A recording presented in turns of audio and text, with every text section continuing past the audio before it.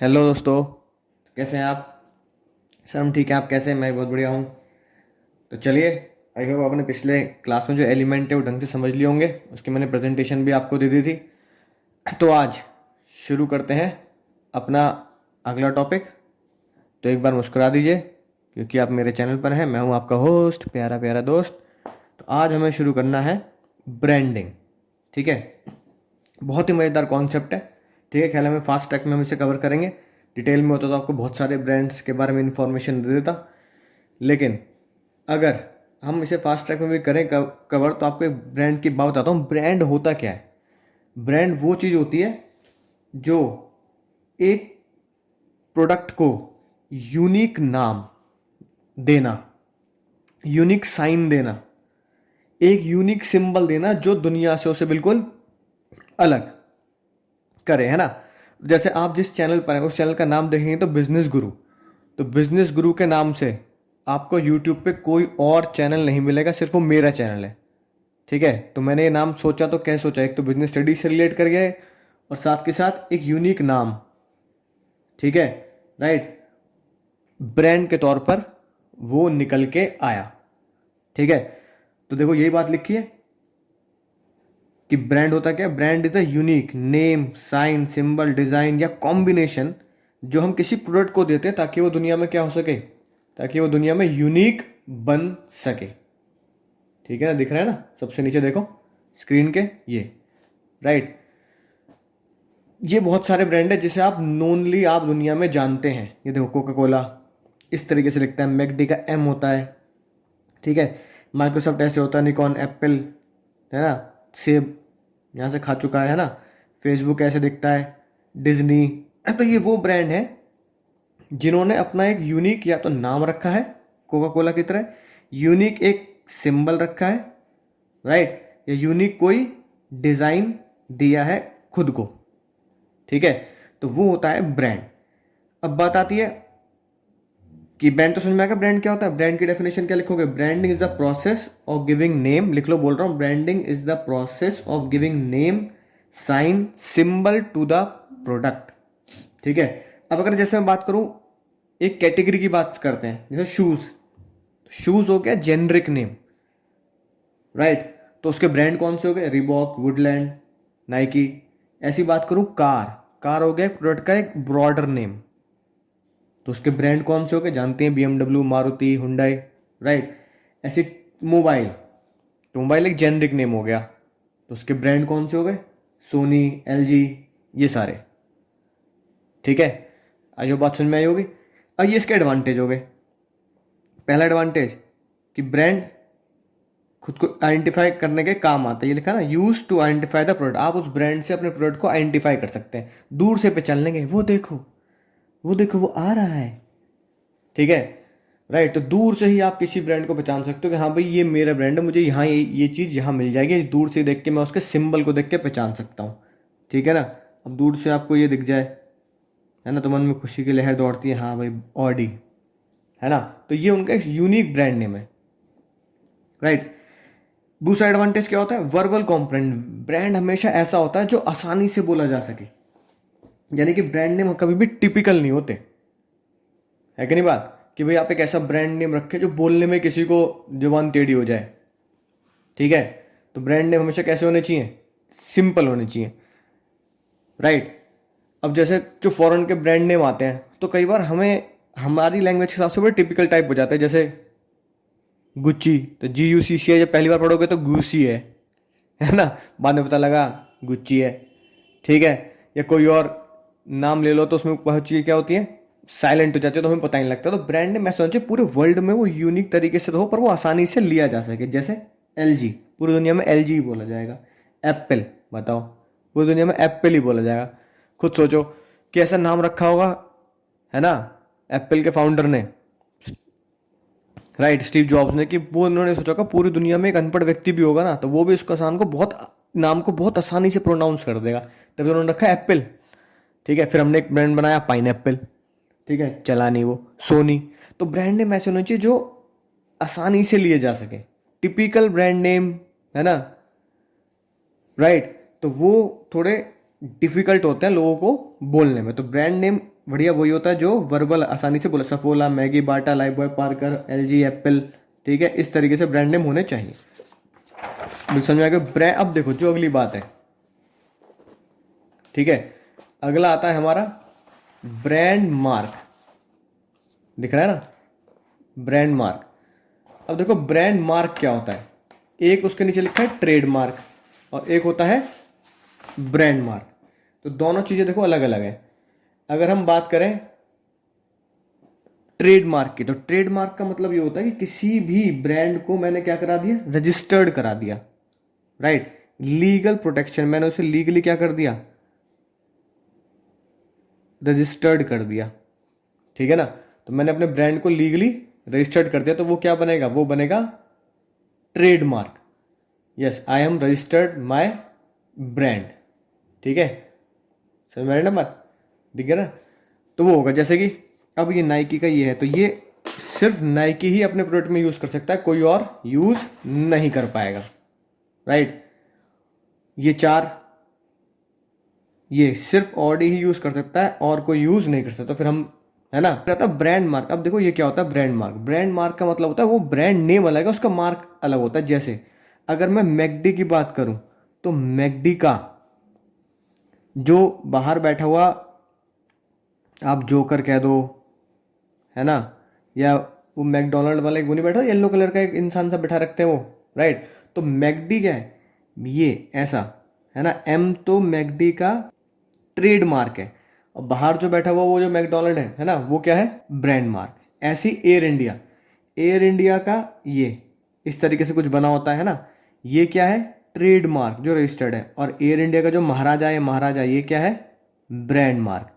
ऐसे देखो जूजू, वोडाफोन का इस तरीके से जो होता है ये क्या है, ट्रेडमार्क। और जो जूजू आते हैं, ये देखो,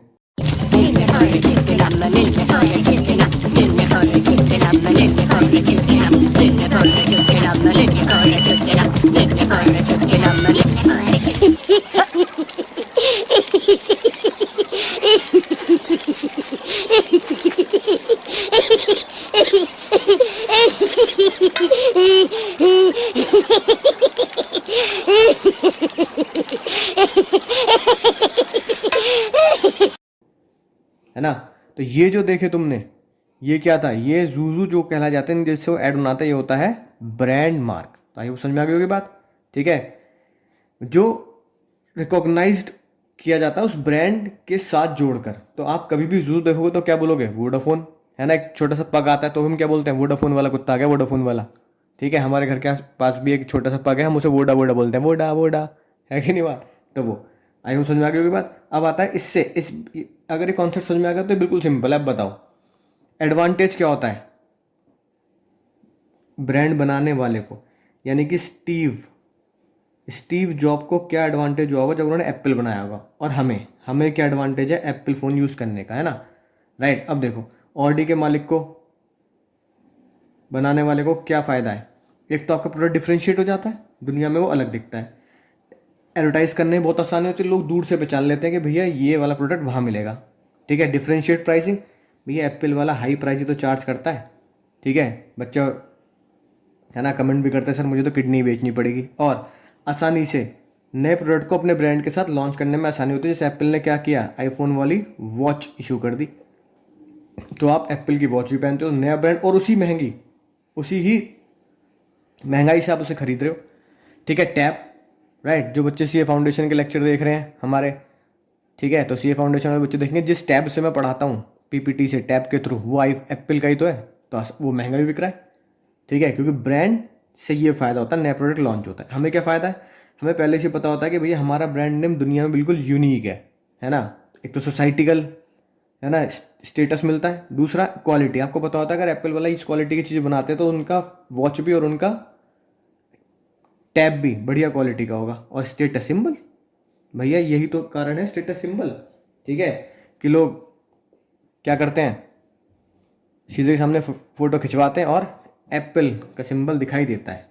तो देखो, ठीक है, ये अगर बात करें तो देखो, ये आज मैं तुम्हारे लिए खजाना लाया हूँ, है ना।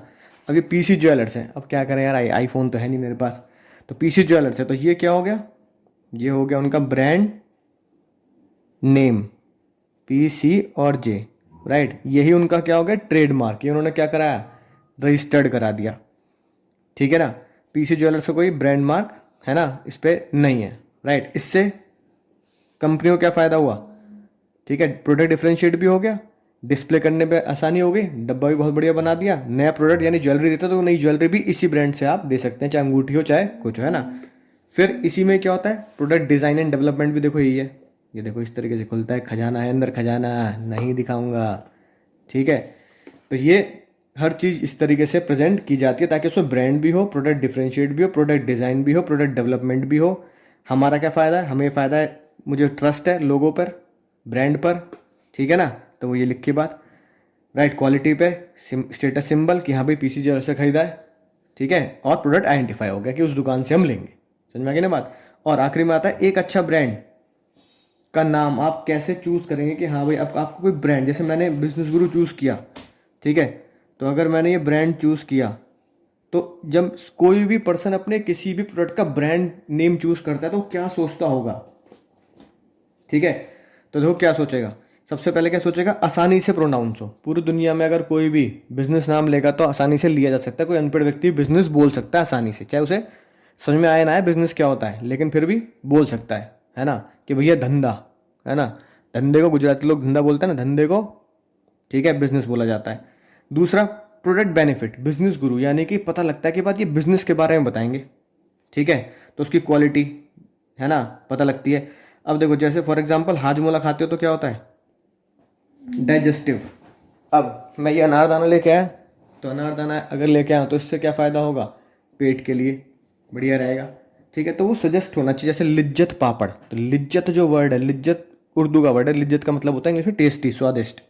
तो वो ब्रांड नेम उसकी क्वालिटी को भी क्या करता हो, रिप्रेजेंट करता हो। बूस्ट, बूस्ट से क्या मिलती है, एनर्जी, तो बूस्ट, है ना, समझ में आई ना बात। जेंटल यानी कपड़ों पर, जेंटल मतलब सॉफ्ट, कपड़ों पर ये दिक्कत नहीं देगा। डिस्टिंक्ट होना चाहिए, है ना, पीसीजे बिल्कुल डिस्टिंक्ट है, बिजनेस गुरु बिल्कुल डिस्टिंक्ट है, राइट।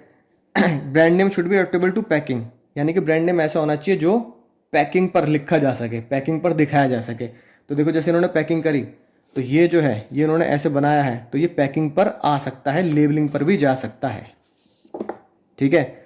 वर्सेटाइल, राइट, यानी कि ऐसा होना चाहिए कि नए प्रोडक्ट को फ्यूचर में क्या कर सके, अडॉप्ट कर सके, कि फ्यूचर में इस नाम से हम नया प्रोडक्ट भी निकाल रहे हैं, ठीक है। रजिस्टर्ड, उसको आप रजिस्टर्ड करा सके, यानी जब रजिस्ट्रार के पास जाएं आप, जब गवर्नमेंट के पास जाए कि मेरा ब्रांड नेम रजिस्टर्ड कर दो, तो वो ये ना बोल दें कि भैया इस नाम से तो पहले से ही है। आपको यूनिक रखना है कि जिस नाम से आपका प्रोडक्ट आसानी से गवर्नमेंट रजिस्टर्ड कर दे, राइट। और आखिरी में आउट ऑफ डेट, यानी कि ऐसा ना हो कि वो ब्रांड नेम आपका पुराना कहलाया जाए कुछ सालों के बाद कि मज़ा नहीं आ रहा, पुराना हो गए, ठीक है। वो सदाबहार होना चाहिए, एकदम सदाबहार, ठीक है, राइट, कि जन्मों जन्मों तक वो बिल्कुल नया सा लगे, है ना। गाना गाते हुए जन्म जन्म जन्म साथ चलना यूं ही। तो देखो कैसे सबसे बेस्ट जो आज तक नंबर 1 कैटेगरी में रहा है ना, इन सबको, वो Coca Cola, right. Coca Cola की जो आप ये देखते हैं ना कैलीग्राफी 5 सेंट, यानी कि कोका कोला की जो हिस्ट्री है, तो कोका कोला की एक जो वीडियो है उसकी केस स्टडी वो मैं बना के डाल दूंगा आपके लिए, है ना, कि कोका कोला क्या था पहले, राइट। तो कोका कोला ने पहले एक दवाई बनाई थी, उसके लिए कोका कोला एक क्या कहते हैं केमिकल मिक्सिंग करके एक प्रोडक्ट निकाला कि ताकि दवाई कड़वी ना लगे। फिर लोगों को इतना पसंद आया कि उन्होंने कहा दवाई ववाई छोड़ो, हमें यही दे दिया करो पीने के लिए बस। तो जो कोका कोला का मालिक था उसने कोका कोला इस तरीके से लिखा, COCAC, इस तरीके से। तो ये 100 साल पुराना, 100 सवा 100 साल पुरानी राइटिंग है। और ये कोका कोला की राइटिंग को कहा जाता है कि जिसने इसको बनाया, जिसने इसकी राइटिंग को डिज़ाइन किया, वो इस तरीके से डिज़ाइन किया गया कि ये आज से 200-500 साल बाद भी नई लगेगी और बढ़िया लगेगी, राइट। तो कोका कोला की इस ब्रांड को लिखने का तरीका, इस राइटिंग को आज तक चेंज नहीं किया गया पिछले कई सालों से। आई होप बात समझ में आ गई होगी। तो कोका कोला इस सभी चीज़ों को क्या करता है, प्रूफ करता है कि कभी आउटडेट नहीं हुआ और ना कभी होगा, राइट। आसानी से बोला जाता है, एडॉप्टिव भी है, और आप उसको सालों साल चलाएंगे। आई होप बात समझ में आई गई होगी आपको। तो चलिए एंड करते हैं इसका टॉपिक और देखते हैं कि अगर मुझे करेक्टरिस्टिक यानी कि गुड ब्रांड नेम के करेक्टर याद करने हैं तो कैसे याद करूंगा। तो उसका सीक्रेट कोड, है ना, जिन बच्चों के पास बुक पहुंच चुकी है साइड वाले पेज पे लिख ले, सीक्रेट कोड है कि गुड ब्रांड नेम क्या करता है, गुड ब्रांड नेम का तो ये सीक्रेट कोड है। तो गुड ब्रांड नेम क्या करता है, पैसे बचाता है हमारे, सेव्ड रुपीज़, रुपीज़ मतलब पैसा। एस से क्या बनेगा, सजेस्टिव, ठीक है, एडॉप्टिव, आसानी से एडॉप्टिव होना चाहिए, वर्सेटाइल,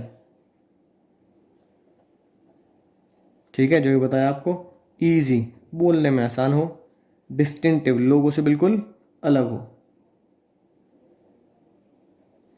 आर से रजिस्टर्ड कराने लायक हो, यानी किसी से मिलता जुलता ना हो, कॉपीड ना हो, और एस से स्टे पावर, कोका कोला की तरह स्टे पावर हो, सालों साल चलता रहे।